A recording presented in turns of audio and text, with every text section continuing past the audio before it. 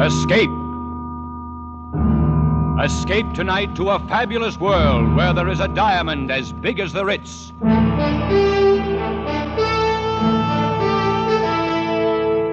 The Columbia Broadcasting System and its affiliated stations presents Escape, a new series of programs of which this, the third, is The Diamond as Big as the Ritz by F. Scott Fitzgerald, produced and directed by William N. Robeson.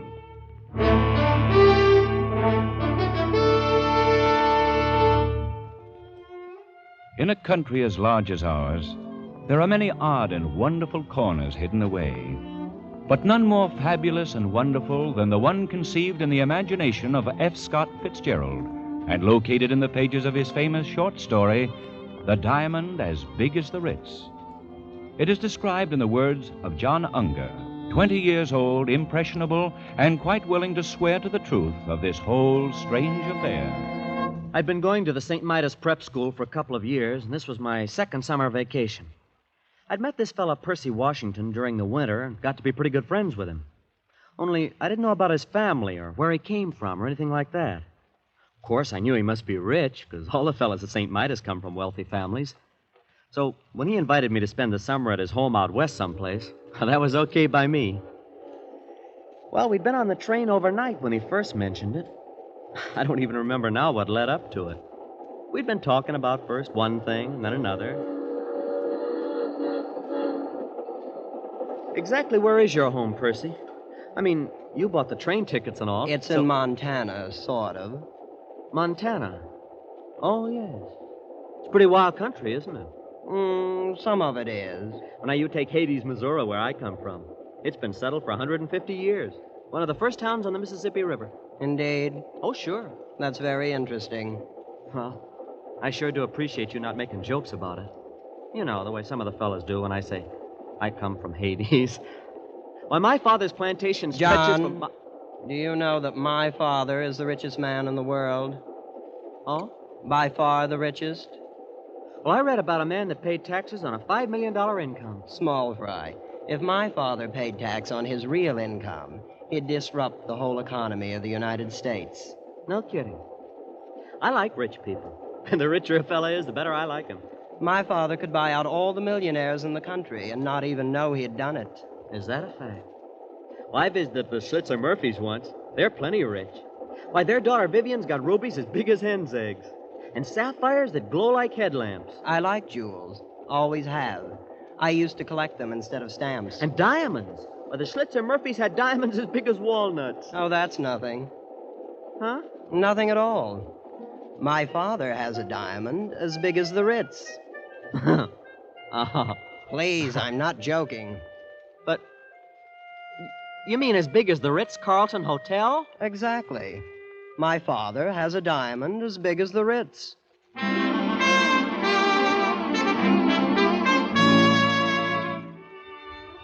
Well, from there on, it was something like a dream. We got off the train about dusk at a little whistle stop called Fish, Montana. There wasn't anything there, not even a station. Just a broken-down old buggy and 4 or 5 sheep herders lounging beside the track and, I suppose, wondering who we were. Anyway, Percy and I climbed into the buggy, and without saying a word, the driver cracked his whip, and off we went.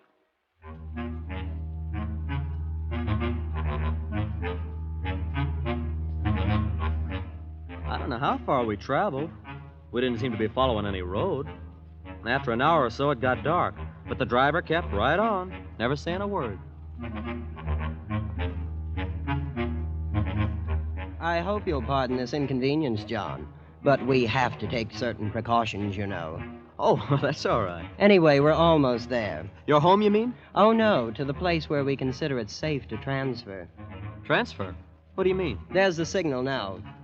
Headlights. Pull up the horse, Absam. Here we are. An automobile. But how? Well, there's no road. Oh, this car's specially built. Doesn't need roads. Welcome home, master. Good evening, Gigsum. Well, come on, John. Let's get in. But that door opened by itself. Sonically controlled, you know. Gosh.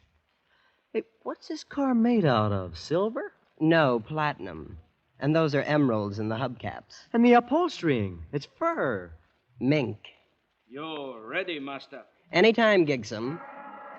You've probably noticed the exceptional brightness of the headlights. The lenses are cut from diamonds. Boy, what a car. This old junk heap, we use it for a station wagon.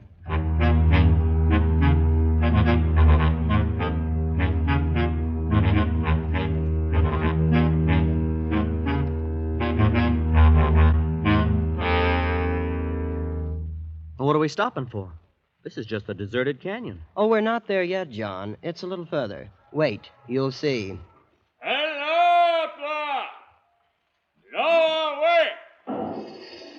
Percy, what's that? That noise. They're sending the hooks down. Hooks. Yes, to attach to the wheels. You know, that's what Gigsum is doing now. But Oh, yes, I forgot to mention. Gigsum will look after you during the visit. Look after me? Your personal valet. Of course, there'll be other slaves available, too, whenever you need them. Do you have a lot of slaves? Oh, 300 or 400, I suppose. Oh, all ready, Gigsum? Yes, master. Hello! Haste away!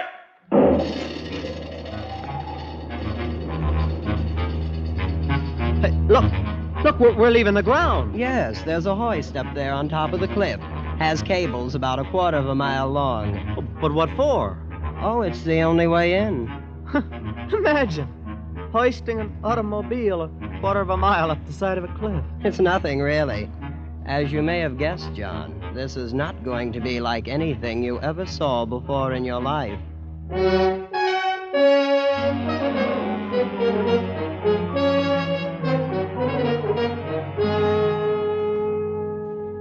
Well, John, there it is. That's your home? Oh, it's magnificent. Palatial. It's not a bad little place. How big is it? I suppose you mean the number of rooms. I think it's around 140. But Father may remember exactly. Then, of course, there are other buildings. Slaves' quarters and things. Why hasn't anybody ever found out about it? This place, I mean. Well, for one thing, it's the only 5 square miles in the United States that have never been surveyed. Huh? Why not? Oh, things were arranged. I don't see how that's possible. Believe me, it hasn't been easy. I understand Grandfather had to bribe 3 government bureaus, a vice president, and half of Congress once to keep this place off of the maps. Oh, but surely somebody stumbled onto it. Prospectors, people like that? Oh, yes, that happens occasionally. Then, of course, we have to arrange things. You mean... Not always. Usually we just take them prisoner and keep them. Same as the aviators. Oh, planes come here? Well, once in a while they fly over. Of course, they never get away. We have 9 anti-aircraft batteries around the hill here. You shoot them down? Oh, yes, great sport. It does upset Mother a bit, though. And there's always a chance that one might get away. That's Father's greatest worry. Well, this place... This whole thing, it's fantastic. Oh, come now, John. I picked you for a fellow with his feet on the ground. And you haven't seen anything yet, you know. This is only the beginning.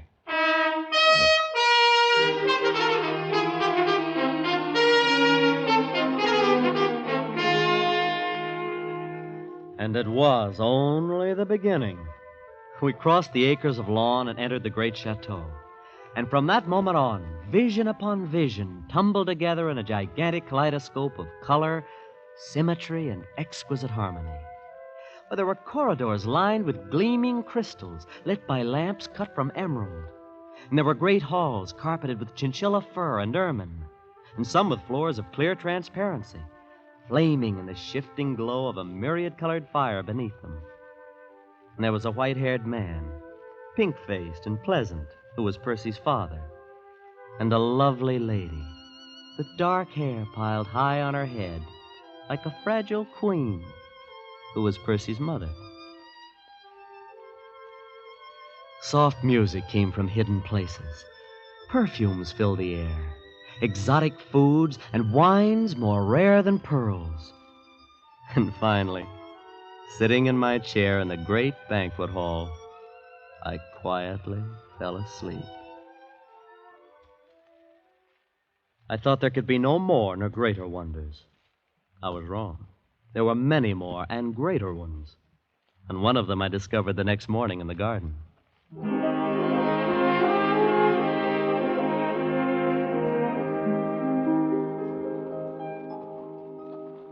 Hello there. Huh? Oh, you're lovely. My name is Kismine. You're John Unger, and you're a friend of my brother. Are you from the East? No. Well, at least not exactly. I'm from Hades. Oh. Missouri. Would you like to sit down here on the grass? Well, yeah, sure I would. I'm going east to school this fall. Do you suppose I'll like it? I think so. Of course, it'll be different from all this. Well, that's what Jasmine says, and she's in the East now. I've never been outside. Who's Jasmine? My sister. She's older than I am. I hope you won't be offended, but well, you're the most beautiful girl I've ever seen. Yes, I know. What? I surprised you, didn't I? A year ago, I would have said thank you. But Father says it's very necessary to learn to take things for granted. So now I just take it for granted that I'm beautiful, you see? You're pretty sophisticated, aren't you? Oh, I'm not at all. I think sophisticated young people are terribly common. I'm not a bit like that. No, I didn't really mean it. I only said it to tease you. Well, I'm glad. I wouldn't want you to think anything like that. Why, I don't smoke or drink even. And I never read a thing except poetry. I was only kidding. I believe girls should enjoy their youth in a wholesome sort of way. Oh, so do I. I like you, John.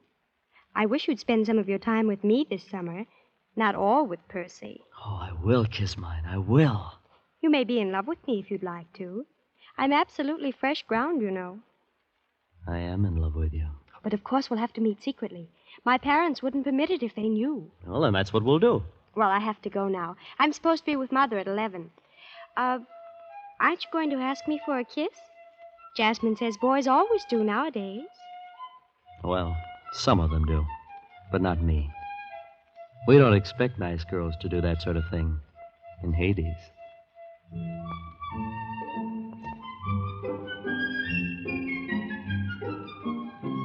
It was a funny thing. Percy's family were polite, friendly, always smiling. And yet all the time I had a feeling that some terrible and golden mystery lay hidden just around the corner. A few days after I'd met Kismine, Percy remarked casually that an unusual event had occurred. A man had escaped from the cage. I didn't know what he meant then. But the next morning I was walking with Percy's father on the grounds of the estate. The slaves' quarters are there, Mr. Unger.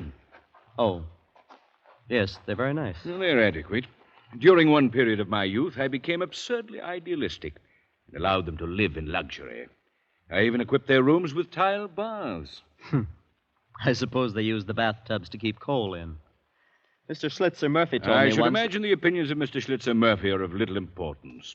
They did not use the tubs for coal. They bathed in them. Unfortunately, several caught cold and died. So, of course, I had the baths removed. Shall we move on? Mr. Washington, Percy said something about a man escaping from the cage.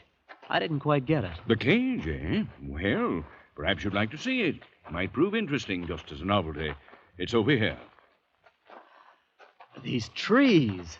Hey, they're 60 feet tall, and they have roses blooming all over them. Rather interesting development by a Swiss botanist. They are the only ones in the world. I'll be darned. Though I suppose you'll see them all over the country in a few years, huh? No, these are the only ones. That was arranged. Here we are. The cage. It's a pit dug in the ground. And a grating on top. Oh, yes, it's not really a cage, except in a certain sense. Well, boys, how are you getting along? Come on down here and see. Yeah, throw him in, buddy. Go ahead. How many men are down there? About 50, as I recall. Who are they? Oh, aviators we've shot down, wandering prospectors, men of that sort. Yes, but why are they kept there? They've all had the common misfortune of having discovered El Dorado. Gentlemen, I'm sure you'd like to know that your companion who departed without my permission has been taken care of. We know what you mean, He was shot He was shot by some of my agents in 14 different places. Golf, Mr. Unger? They found him then? The man who got away? Those places were towns. My agents were over eager. None of them could offer a positive identification. I'm afraid the man may still be at large. So you see, it's not all utopia here. We do have our difficulties. Isn't it a little unnecessary holding them like that? Well, not at all. It's the only way to keep this place hidden. Yes, I guess that must be important. Percy was telling me something on the train. I thought he was just kidding. But he said you had a diamond as big as the Ritz-Carlton Hotel. Oh, yes, indeed. As a matter of fact, it's much bigger than the Ritz. Much bigger.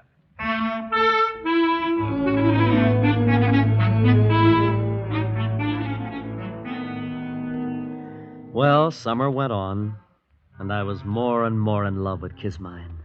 Oh, she was priceless, exquisite, like no other girl in the world. After a couple of weeks, I'd kissed her, of course, and I was really in love for the first time. Oh, I should have known. I should have put two and two together when Percy's father showed me the cage.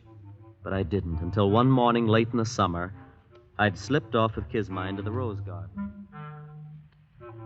Kismine, I think we ought to elope. Oh, I don't know. It would be much nicer to be married here. But then it would be more romantic to elope. Yeah, all the Sunday supplements would write stories about fabulous heiress elopes with... You are fabulous, you know. I knew an heiress from Omaha once. I don't think you'd like her. She visited my sister here. Oh, you've had other guests then, huh? Well, yes, we've had a few. Wasn't your father ever afraid they might talk outside? To some extent. Oh, let's talk about something pleasanter. What's so unpleasant about it?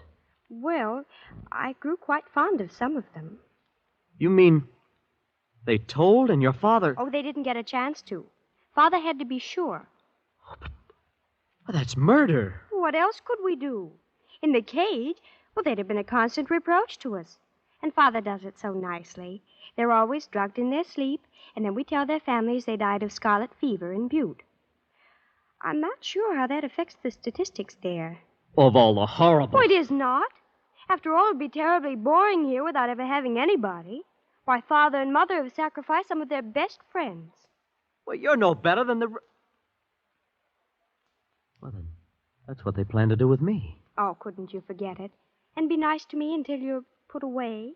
It's only for 2 or 3 weeks. You'd go on this way, kissing, talking about love, when you know I'm not much better than a corpse? You're not a corpse. You're not. I won't have you saying I kissed a corpse. Oh, that wasn't what I said. You did, too. I did not. You said Just that... a moment. Father. Who kissed a corpse? Well, nobody. We were joking. You two haven't any business here anyway. Kismine, go read, go play golf. Don't let me find you here when I come back. Yes, Father. Good day, children. You see? Now he knows. You've spoiled everything. You don't really love me. Kismine, you... Look, tell me, what's the reason for all this secrecy? What if you are rich and have this place? Why would it be so terrible if anybody found out about it? Why, it's on account of the diamond, of course. Diamond? What is this diamond all of you talk about? Well, it's the... Oh, you'd better ask Percy. I'm always getting things mixed up. Well, I will ask him. And another thing, I'm getting out of here tonight if I have to dig through the mountains. I'm going back east. Take me with you. No. Why not? Kismine, dear, your father wouldn't permit it. If you won't take me, I'll go tell him I want to marry you. No, you can't do that. He'd bump me off this afternoon. Oh, please take me, darling. We'll be terribly poor and very happy. And I'll cook things for you. Oh, herbs and berries and things. Won't that be fun? You will, won't you, John? Well, my head was really in a whirl. This whole thing was fantastic. And so was the family, even Kismine. I couldn't think of anything to do, but... Well, I rushed to see Percy. But, John, why didn't you ask me before? Because I thought you were kidding all the time. I know you wouldn't have believed me if I'd told you. Yeah, well, I'm ready to believe anything now. Well, it was Grandfather who started the whole thing. Purely by accident. He came out here from Virginia after the war between the states and stumbled onto it. Onto what? The diamond. That's what made this all possible, of course. Grandfather spent 2 years going around to different cities of the world selling bits of it. Then he started building this place. He put his money in jewels. But Father found that radium took much less space. Yeah, but why the secrecy? Oh, it just wouldn't do if anyone found out. Ruin the economy of the world. The thing's too big. This has been going on for 3 generations, then. The cage and this thing of inviting friends. Oh, yes. You see, there wasn't really any danger before airplanes. They are what worry us. You knew when you invited me here what would happen. Please, John. I thought you'd be more sensible about it. After all, you can see my position. Oh, yeah. Well, where is it? Where do you keep this diamond that's caused so cockeyed much trouble? Oh, I thought you'd guessed. You've noticed the hill the chateau stands on. Yes. It contains a cubic mile. And, except for a thin covering of dirt, it's one big, solid diamond.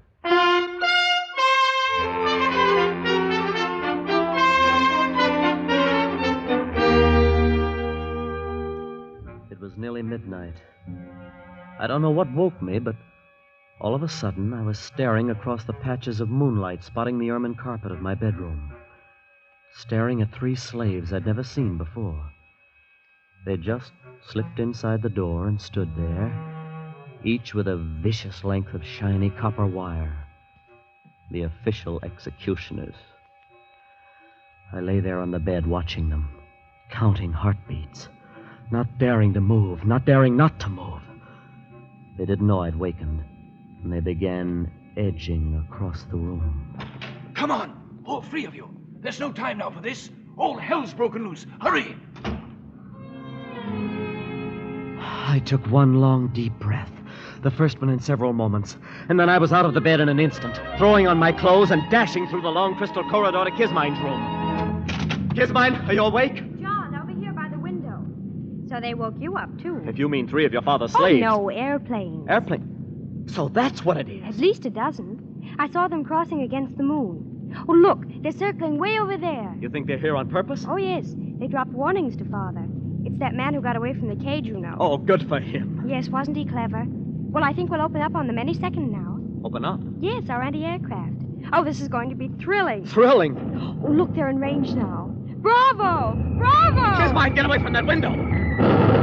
Oh, good heavens, did you see that? Yes, and we've got to get out of here. Can't you understand? They'll bomb the chateau next. I know. There's a little grove across on the side of the mountains. We always keep one of the cars there. Oh, we have a nice view of everything. A nice view? Kismine, you don't seem to understand. They mean business. They're out to finish off you and your whole family. Oh, but it all seems so silly. Oh, when you come right down to it, they've never even met us.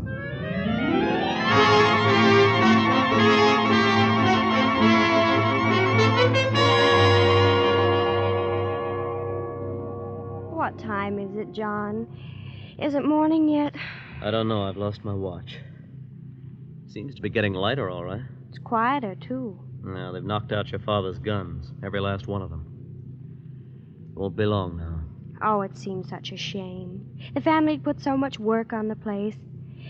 Everything's always been so pleasant. Yeah. Well, you better get some sleep, Kismine. I'm going to walk down the path a little ways. Oh, you'll come back? Yes, Kismine. I'll come back. At the edge of the wood, I stopped and looked out across the valley toward the wrecked chateau standing on its diamond hill in the center. The bombing had stopped. The planes droned over the far rim of the plateau, seeking some sort of formation. Then, on a little knoll just below me, 3 men appeared suddenly from the underbrush. The first one strode imperiously ahead, and the other 2 bore a heavy burden between them. It was Mr. Washington and 2 of the slaves. I stepped behind a rock and stood motionless, watching them. All right. This is far enough. We'll stop here. Now, hoist it up. Hold it there. Both together. Easy now. There. The burden they held up to the heavens was an immense diamond, cut and polished, catching the first faint rays of the dawn and gleaming like a fragment of the morning star. Now, you out there. You there. I could see no one else anywhere in view. You above there. I want you to understand, this is only a sample. I'll give you 1,000, cut as fine. set in pedestals of platinum. And I'll build you a temple 1,000 feet high, cast of solid gold. And on the top of it, I'll put one diamond 100 feet across, set there forever to catch the rays of your sun. A thought began to dawn on me. I couldn't believe it. I'll letter your name on the temple in emeralds, and I'll see that the whole world worships at its base. All you have to do is make everything the way it was before. Mr. Washington was offering a bribe to God.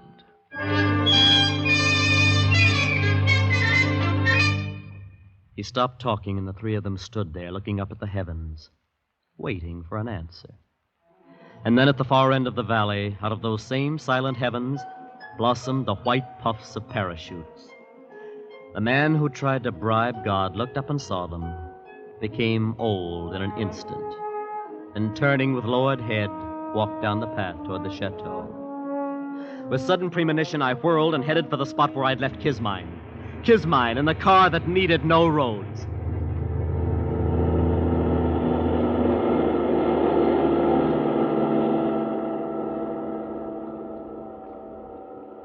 Haven't we gone far enough, John? I suppose. We're 10 miles from the chateau. Oh, it's all so hectic. This rushing about and losing sleep and everything. Hand me those field glasses. Here they are. Well, can you see anything? No. Wait. What is it? It's your father and mother. And Percy.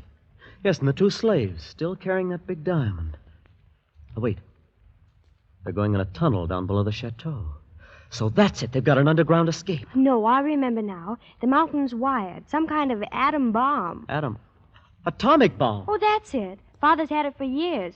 He always said it would disintegrate the whole works, diamond and all. Of course, he only regarded it as a last resort. So he'd rather have it like that.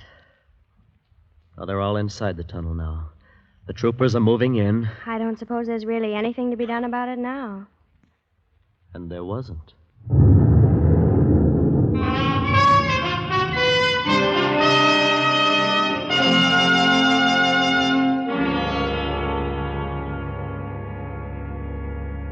I keep thinking about things the way they were. It was all so pleasant. Oh, I don't suppose it will be ever exactly like that again. Not ever, Kismine. And maybe it never was. Youth's a time for dreaming, and dreams die, too. I'll probably have to take in washing. But, of course, we'll be very happy. What will we do, John? Do? Oh, we can love a while underneath the stars. That's a form of divine drunkenness we can all try. And then there may be other diamonds in the world. Who knows? And even though it's a shabby gift, there's always disillusion. Turn up your collar, Kismine, before you catch pneumonia. Let's go to sleep.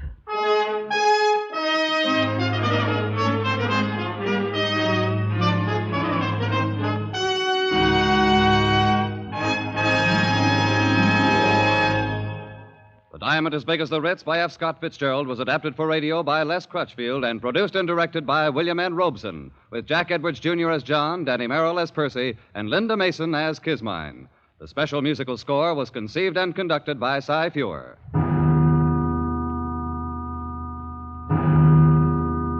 Escape is presented by the Columbia Broadcasting System and its affiliated stations each week at this time. Next week, we invite you to escape to the China Seas with Joseph Conrad in his gripping story of a typhoon. And so, good night until next week at this time, when it will again be time to escape. This is CBS, the Columbia Broadcasting System.